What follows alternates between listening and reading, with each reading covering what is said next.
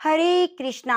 आप सभी भक्तों का दिन शुभ और मंगलमय हो। आज गुरुवार के दिन सुनेंगे आप माघ मास मातम्य के 24वें दिन की कथा। कथा सुनाने से पहले आज आपको सुनाने जा रहे हैं भगवान लक्ष्मी नारायण की बड़ी ही सुंदर कथा, और साथ ही आप सुनेंगे माघ मास मातम्य की कथा। तो प्रिय भक्तजनों, आप इन कथाओं को बड़ी श्रद्धा पूर्वक प्रसन्न चित्त मन से सुनिए, और कथा सुनते हुए वीडियो को लाइक करके कमेंट बॉक्स में हरे कृष्णा जरूर लिखिए। एक बार की बात है, चंपापुरी नाम का राज्य था जिसके राजा हंसध्वज थे। वे परम धार्मिक थे, धर्म पूर्वक तरीके से शासन करते थे।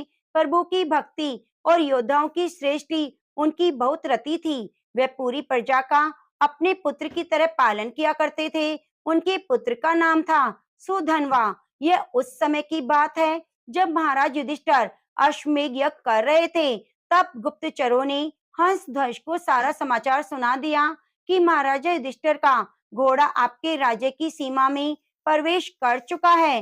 तब राजा हंसध्वज ने पूछा कि क्या भगवान श्री कृष्ण भी साथ हैं? तो गुप्तचरों ने उन्हें बताया कि नहीं, वह तो नहीं है, परंतु उनकी द्वारका की सेना साथ चल रही है। अब तो हंसध्वज के मन में आया कि अगर भगवान कृष्ण साथ होते तो घोड़े का पूजन करके उनके दर्शन प्राप्त कर लेते। लेकिन अब पांडवों को थोड़ा कष्ट देने के बहाने भगवान के दर्शन करने का उपाय करना होगा, क्योंकि जब पांडवों को कष्ट देंगे तो भगवान उनकी सहायता करने के लिए जरूर आएंगे।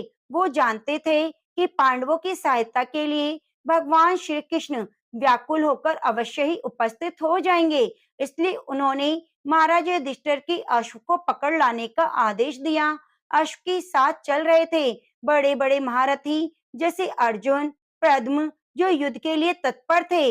अश्व को पकड़ते ही हंसध्वज ने हर्ष पूर्वक युद्ध का जयघोष किया और तुरंत अपनी सेना को उपस्थित होने का आदेश दिया। उन्होंने साथ ही यह भी आदेश किया, अगर किसी ने थोड़ी देर भी की तो उसे खोलते हुए तेल की कढ़ाई में डाल दिया जाएगा।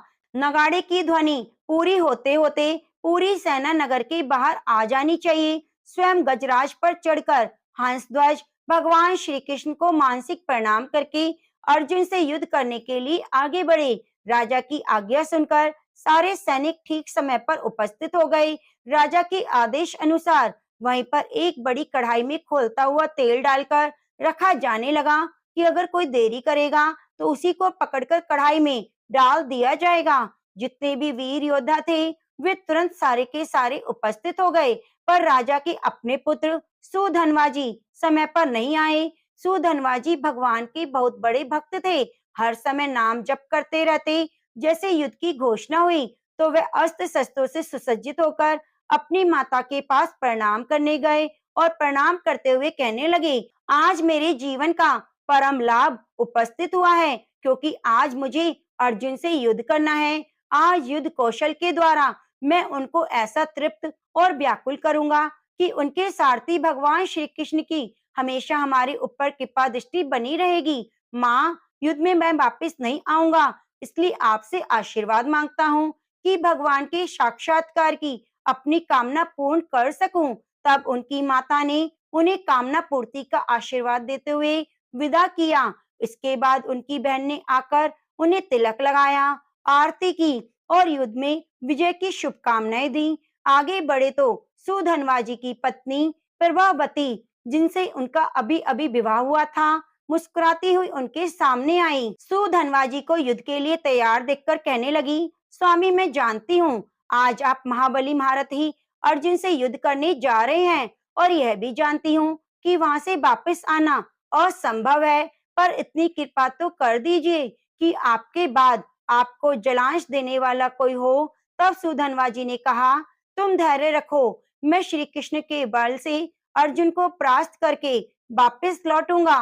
प्रभावती जी ने उत्तर दिया, नाथ, आज तक तो मैंने ऐसा नहीं सुना जो कि श्री कृष्ण से मिलने के लिए गए हों और वे वापस लौटे हों।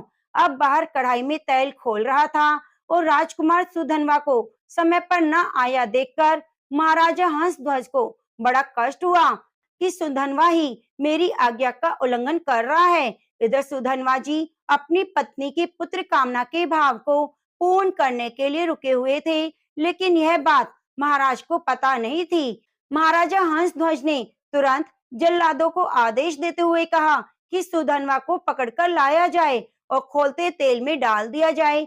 जैसे आज्ञा हुई, सैनिक तुरंत गए। उधर सुधनवा जी स्नान आदि करके पवित्र होकर बाहर निकल रहे थे। तब सैनिकों ने सुधनवा जी से कहा कि महाराज का आदेश है, आपको बंदी बनाकर ले जाया जाए और तेल में डाल दिया जाए, क्योंकि आपने विलंब किया है। तो उन्होंने उत्तर दिया, पहले हमें महाराज के सामने पहुंचने दिया जाए।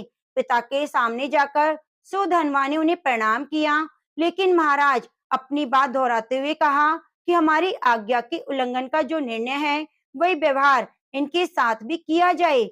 महाराजा हंसध्वज के शंख और लिखित नाम के दो आचार्य थे, जो सुधनवा जी के नाम जप और भक्ति से बहुत जलते थे। जब उनको अवसर मिला, तो राजा के पूछने पर उन्होंने सुधनवा जी को आज्ञा के अनुसार खोलते तेल में डालकर मृत्यु दंड देने को कहा। साथ ही साथ चेतावनी दी कि महाराज पुत्र मोह में आकर अगर उन्होंने उनकी बात नहीं मानी, तो वे उनका त्याग कर देंगे। मंत्रियों ने राजा को समझाने का प्रयास किया, पर राजपुरोहित के विरुद्ध हंसध्वज जी नहीं जा सकते थे। सुधनवा जी अर्जुन को व्याकुल देखकर, कृष्ण दर्शन की अपनी कामना अपूर्ण होती देखकर व्यथित होने लगे। जैसे उन्हें कढ़ाई में डाला जाने लगा, तो वे भगवान को पुकार कर कहने लगे, गोविंद, मुझे मरने का दुख नहीं, क्योंकि आज मैं मरने के लिए ही तो निकला था, पर मरने से पहले आपके दर्शन पाना चाहता था। और अर्जुन के पक्ष से आप मेरी ओर कैसे देखते कि मैं ये देखना चाहता था। अगर अर्जुन के बाणों से भेदा जाता और आप सामने होते, तो मुझे ज्यादा आनंद मिलता, पर यह क्या, कायरों की तरह कढ़ाई में मृत्यु को प्राप्त हो जाऊंगा। हे प्रभु, मुझ पर कृपा करो, मेरी कामना पूर्ण करो। युद्ध स्थल में अर्जुन को व्याकुल करते हुए, अपने बाणों से आपकी पूजा करते हुए मरने में ही मुझे संतोष मिलेगा। तब सुधनवा जी श्री कृष्ण का नाम उच्चारण करने लगे। उन्हें खोलते तेल की कढ़ाई में डाल दिया गया, लेकिन काफी देर खोलते तेल में रहने के बाद भी सुधनवा जी का तो एक रोम तक नहीं जला। उन्हें कुछ नहीं हुआ। सबको बड़ा आश्चर्य हुआ, क्योंकि सबके सामने तेल खोल रहा था। पर नाम का ऐसा चमत्कार था कि सुधनवा जी प्रसन्न मुद्रा में श्री कृष्ण जपते रहे। अब राजपुरोहित विचार करने लगे कि आग तो जल रही है, पर सुधनवा जी को कुछ नहीं हो रहा। तो उन्होंने एक नारियल को कढ़ाई में डलवाया, तो खोलते तेल से वह फटकर नारियल, शंख और लिखित के सिर में आकर लग गया और तेल की गिरी हुई बूंदों से उनके मुख पर फफोले पड़ गए। इससे तो निश्चित हुआ कि सुधनवा जी श्री कृष्ण नाम के बल से जीवित हैं और आग इसलिए उन्हें नहीं जला सकी। अब वे दोनों पुरोहित जो सुधनवा जी से जलते थे, शंख और लिखित सोचने लगे कि हम अपने शास्त्र ज्ञान के गर्भ में भगवान की भक्ति का तिरस्कार करते थे। आज सुधनवा जी के नाम जप का प्रभाव देख लिया। इतने में ही सुधनवा जी को बाहर निकाल लिया गया। तभी दोनों पुरोहित एक भक्त का विरोध करने के लिए स्वयं को धिक्कार करते हुए उसी कढ़ाई में कूद गए। सुधनवा जी श्री कृष्ण नाम जपते रहे और तुरंत कढ़ाई में सब शीतल हो गया। वे दोनों आचार्य पुरोहित सुधनवा जी के चरणों में गिर पड़े, उन्हें छाती से लगाकर कहने लगे, प्रिय राजकुमार, आज तुम्हारे स्पर्श से हम पावन हो गए। तुम्हारी कृपा से आज ये समझ आ गया कि भगवान के नाम में जो शक्ति है, वे किसी भी दूसरे साधन में नहीं। तुम ही हमारा उद्धार करोगे। जाओ, युद्ध करो और अपनी कामना की पूर्ति करो। अब तो राजा ने घोषणा कर दी कि आज उनके स्थान पर सुधनवा सेनापति का पद संभालेंगे। सुधनवा जी प्रत्यंचा चढ़ाते, कब बांध छोड़ते, बड़े बड़े सैनिक देख ही नहीं पा रहे थे।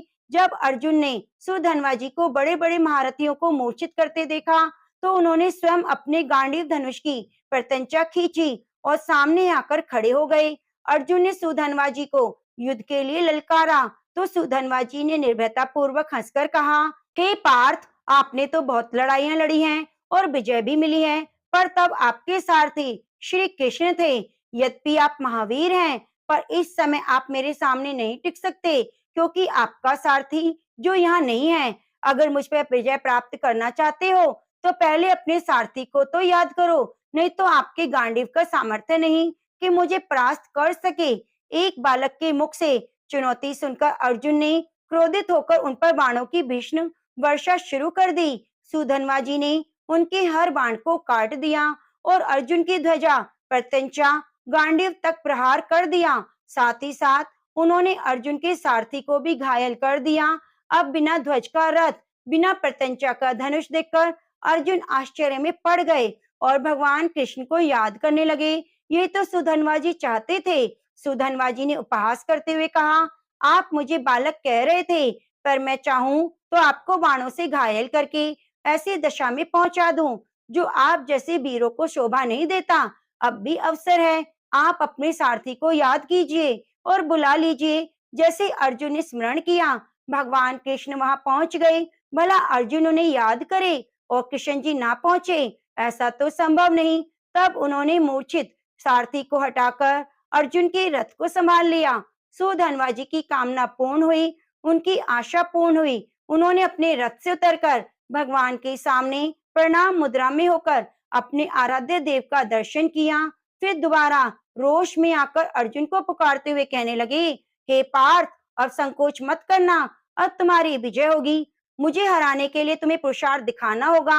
अर्जुन ने कहा, वीर, आज मैं तुम्हारे मस्तक को 3 बाणों से गिरा दूंगा। अगर मैं भगवान कृष्ण के सामने तुम्हारे सिर को ना गिरा सकूं, तो मेरे जितने पूर्वज हैं सब पुण्यहीन होकर नरक में गिर जाएं। सुधनवा जी ने कहा, पार्थ, मैं भी श्री कृष्ण के सामने प्रतिज्ञा करता हूँ, आपके 3 बाणों को बीच में ही काट कर गिरा दूंगा। अगर ऐसा ना करूं तो मुझे घोर दुर्गति प्राप्त हो। इसके बाद सुधनवा जी ने 10 बाणों से अर्जुन और 100 बाणों से भगवान कृष्ण की एक साथ पूजा की। उन्होंने एक बाण से रथ को 100 कदम दूर गिरा दिया। श्री कृष्ण बोले, धन्य है अर्जुन, देखो सुधनवा कितना महाबली है।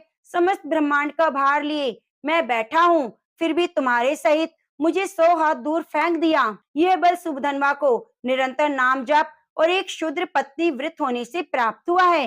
अब अर्जुन ने दिव्य अस्त्र का संधान किया और वाण पे काल को विराजमान किया। तब श्री कृष्ण ने कहा, मैंने गोवर्धन पर्वत उठाकर जो गोप गोपी की रक्षा की थी, उससे प्राप्त पुण्य मैं इस अस्त्र पर विराजमान करता हूँ। और फिर अर्जुन ने सुधनवा जी से कहा, बच्चों, ये काल का वाण है। सुधनवा जी ने उत्तर दिया, मेरे पास कृष्ण नाम का बाण है जो काल का भी महाकाल है। अब एक तरफ भगवान, दूसरी तरफ भगवान का नाम सुधनवा जी ने जोर से उच्चारण किया, जय श्री कृष्ण, और उस बाण को देखते देखते टुकड़े कर दिए। भगवान ने अर्जुन से दूसरा बाण निकालने को कहा, उस पर अपनी बहुत सी शक्तियों का संधान किया। भगवान दिखाना चाह रहे थे कि उनके नाम के आगे उनकी अपनी शक्तियां और पुण्य भी काम नहीं करते, इसलिए भगवान अपने नाम के अधीन हो जाते हैं। सो धनवा जी ने अर्जुन से कहा, अर्जुन, अगर मैं इस बाण के टुकड़े ना कर दूं, तो अरुंधति सहित महर्षि वशिष्ठ की ब्रह्म हत्या का पाप मुझे लगे। ऐसा कहते हुए सुधनवा जी ने गोविंद कृष्ण नाम लेते हुए बाण मारा, तो अर्जुन द्वारा चलाए गए भगवान की शक्तियों से संपन्न बाण के 5 टुकड़े हो गए।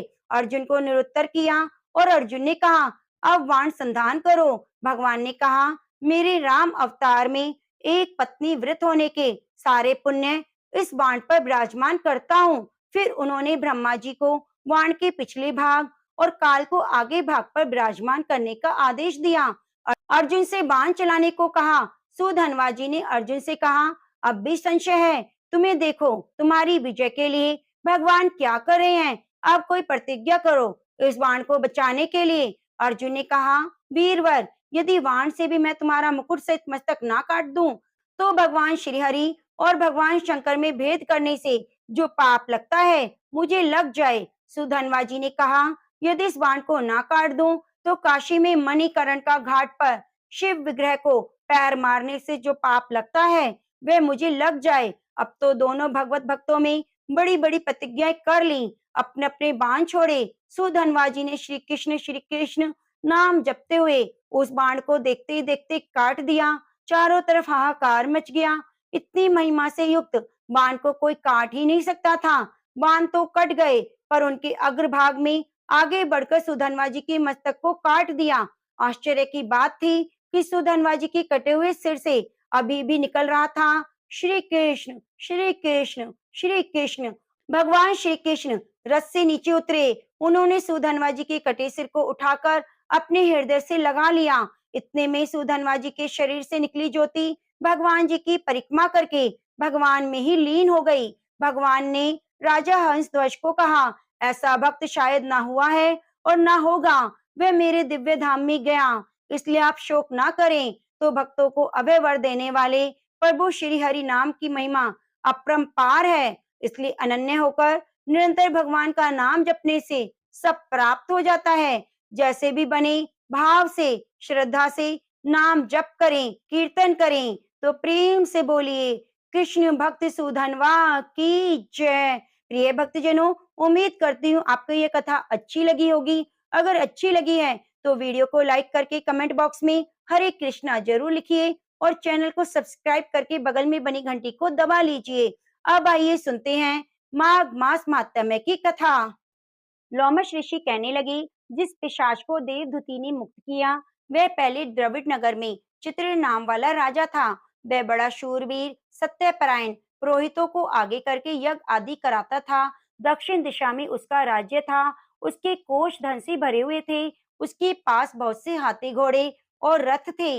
वह अत्यंत शोभा को प्राप्त होता था। बहुत सी स्त्रियों के साथ क्रीड़ा किया करता था। अनेक यज्ञ उसने किए थे। वह नित्य अतिथियों की पूजा करता था और शस्त्र विद्या में निपुण था।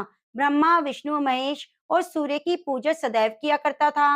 वह जंगल में भी स्त्रियों से घिरा हुआ क्रीड़ा किया करता था। एक बार वह पाखंडियों के मंदिर में गया और बेधीन भस्म लगाए महात्मा बने हुए पाखंडियों से उस राजा की बातचीत हुई।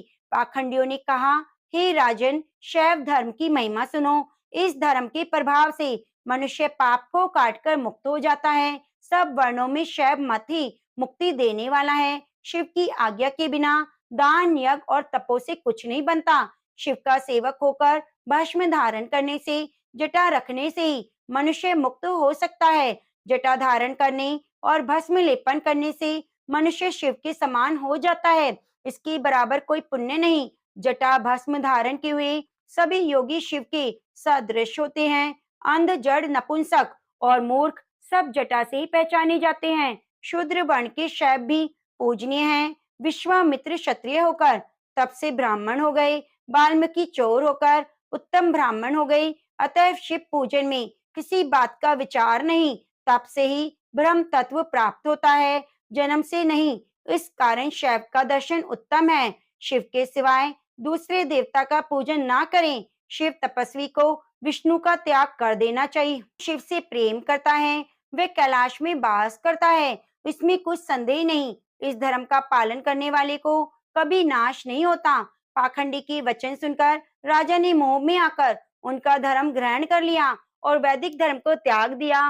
वह श्रुति स्मृति और ब्राह्मणों की निंदा करने लगा। अपने घर के अग्निहोत्र को बुझा दिया। धर्म के कार्य बंद कर दिए। विष्णु की निंदा और वैष्णवों से द्वेष करने लगा।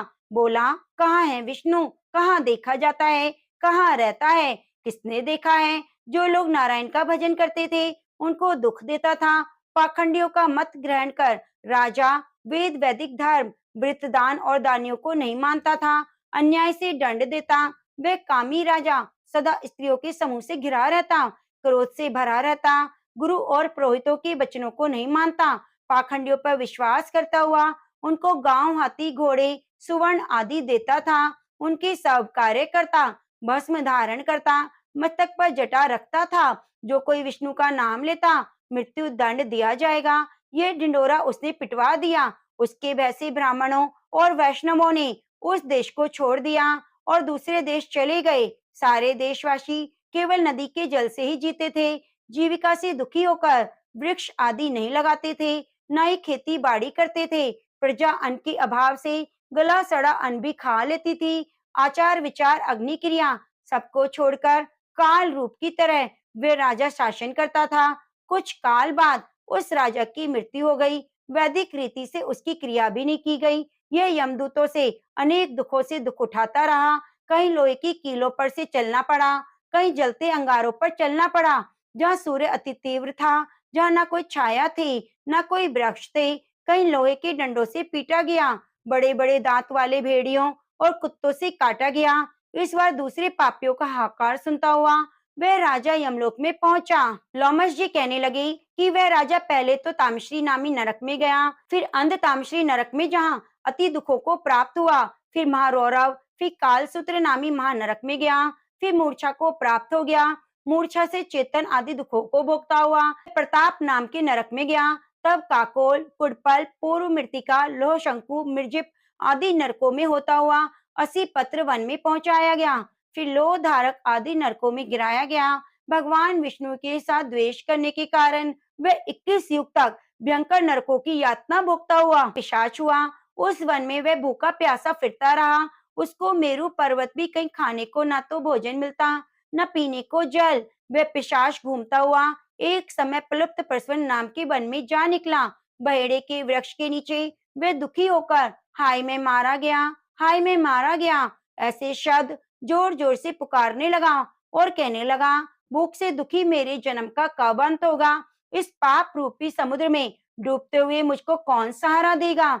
लोमस जी कहने लगे, इस प्रकार वेद पाठ करते हुए देवदूती ने उसके दुख भरे वचनों को सुना। वहां पर एक पिशाच को देखा, जिसकी लाल डरावनी आंखें, दुर्बल शरीर, काले काले ऊपर खड़े बाल, विकराल चेहरा, काला शरीर, लंबी जीभ, लंबे होंठ, लंबी जांघें, लंबे लंबे पैर, सूखा चेहरा, आंखों में पड़े गड्ढे वाले पिशाच को देखकर देवदूती ने उससे पूछा, तुम कौन हो? ऐसी करुणा से क्यों रोते हो? तुम्हारी दशा कैसे हुई? मेरे आश्रम पर आ जाने से कोई प्राणी दुखी नहीं रहता, वैष्णव लोग तो आनंद ही करते हैं। तो हे भद्र, तुम अपने दुख का कारण जल्दी कहो कि विद्वान मनोरथ पाने के लिए विलंब नहीं किया करते। ऐसे वचन सुनकर प्रेत रोना बंद करके विनीत भाव से कहने लगा, हे ब्राह्मण, किसी पुण्य से मुझको आपके दर्शन हुए हैं, बिना पुण्य की साधु की संगति नहीं। और फिर उसने अपने पहले जन्म का वृतांत कहा।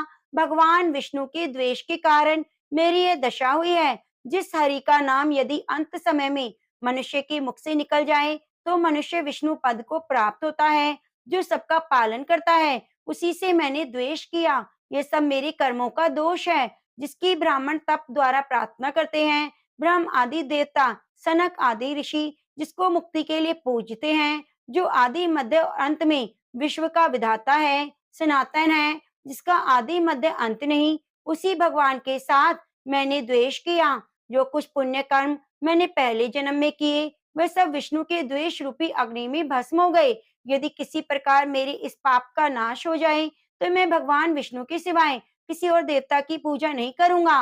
विष्णु भगवान से द्वेष करके मैंने बहुत दिनों तक नरक की यातना भोगी। इस समय मैं किसी अच्छे कर्म के योग से आपके आश्रम में आया हूँ। यहाँ आकर आपके सूर्य रूपी दर्शन ने मेरे दुख के समान अंधकार को दूर कर दिया है। अब आप कोई ऐसा उपाय बताएं जिससे मेरी ये पिशाच योनि दूर हो, क्योंकि सज्जन पुरुष उपकार करने में देर नहीं करते। देवदूती कहने लगी, यह माया देवता, मनुष्य, असुर सबकी स्मृति को मोहित कर देती है, जिससे धर्म का नाश करने वाला द्वेष उत्पन्न हो जाता है। जगत के उत्पन्न करने, रक्षा करने और नाश करने वाले जो सब प्राणियों की आत्मा है, उनसे भी लोग द्वेष करते हैं, जिनकी अर्पण करने से भी सभी कर्म सफल हो जाते हैं। उनकी भक्ति से मुख मोड़ने वाले मूर्ख कौन सी गति को प्राप्त नहीं होते। चारों वर्णों का वेदोक्त हरि का भजन करना ही उत्तम है, अन्यथा कुमार्ग मार्ग में चलने वाले मनुष्य नरक के गामी होते हैं। इसी कारण वेद विरुद्ध कर्मों को त्यागना नहीं चाहिए। अपनी बुद्धि से बचे हुए धर्म के मार्ग पर चलने से मनुष्य परलोक के पथ का भी नाश कर देते हैं। वे वेद देवता ब्राह्मणों की निंदा करते हैं, झूठे मन कल्पित शास्त्रों को मानने वाले नरक में जाते हैं। देव आदि देव विष्णु से विमुख होने वाले नरक में जाते हैं, जैसे द्रविड़ देश का राजा नरक में गया। इस कारण इनकी निंदा नहीं करनी चाहिए और वेद में ना कही गई क्रिया को भी नहीं करना चाहिए। लोमस जी कहने लगे, ऐसा कहने पर मुनि ने पिशाच को सुमार्ग बतलाया। माघ मास में तुम प्रयाग में जाकर स्नान करो, उससे तुम्हारी ये पिशाच योनि समाप्त हो जाएगी। माघ मास में प्रयाग में स्नान करने से मनुष्य पहले जन्म के सब पापों से मुक्त हो जाता है और वहां पर स्नान करने से मुक्ति प्राप्त होती है। इससे बढ़कर कोई और प्रायश्चित नहीं। संसार में यह मोक्ष और स्वर्ग का खुला हुआ द्वार है। गंगा यमुना संगम त्रिवेणी संसार में सबसे उत्तम तीर्थ हैं। पाप रूपी बंधन को काटने के लिए। ये कुल्हाड़ी है, कहाँ तो विष्णु, सूर्य, तेज, गंगा, यमुना का संगम, और कहाँ ये तुच्छ प्राण रूपी तृण की आहुति। जैसे घने अंधकार को दूर करने वाला शरद का चंद्रमा चमकता है, उसी तरह संगम के स्नान से मनुष्य पवित्र हो जाता है। मैं तुमसे गंगा यमुना के संगम का वर्णन नहीं कर सकता, जिसके जल की एक बूंद के स्पर्श से केरल देश का ब्राह्मण मुक्त हो गया। ऋषि के ऐसे वचन सुन प्रेत के मन में शांति उत्पन्न हुई कि मानो सब दुख दूर हो गए हों। प्रसन्नता से उसने विनय पूर्वक ऋषि से पूछा। प्रिय भक्तजनों, ऋषि से उन्हें क्या पूछा, इसका वर्णन हम सुनेंगे अगले अध्याय में। तो इसके लिए आप चैनल को सब्सक्राइब कर लीजिए और बगल में बनी घंटी को दबा लीजिए, और कमेंट बॉक्स में हरे कृष्णा लिखना नहीं भूलिए। तो प्रेम से बोलिए हरे कृष्णा।